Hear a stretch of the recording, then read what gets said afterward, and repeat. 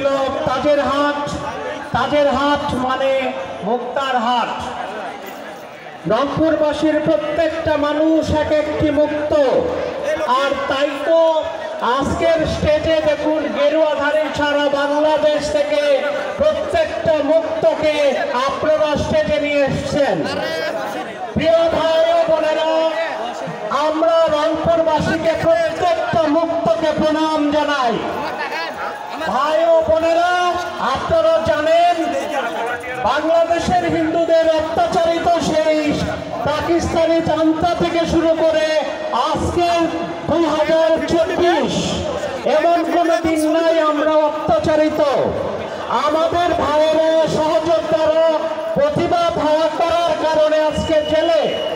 আমাদের হিন্দুর জন্য ভারতের দালাল বলে ট্যাগ করা হয়, আমাদের একটা পার্টির দালাল বলে ট্যাগ করা হয়। আমরা এর তীব্র প্রতিবাদ জানাই।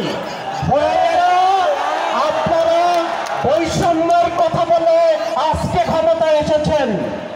আমরা হিন্দু হওয়ার কারণে আমাদের জমি আজকে শত্রু সম্পত্তি, আমাদের জমি আজকে অর্পিত সম্পত্তি।